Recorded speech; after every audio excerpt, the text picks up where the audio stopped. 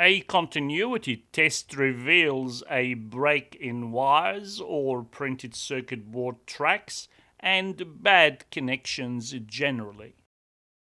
In this multimeter, common and ohm sockets are used when performing continuity tests. This is the switch position for a continuity test. A buzzer sounds when the leads are connected together. The wire inside some fuses can be too thin to see. A continuity test is the best way to check the fuse.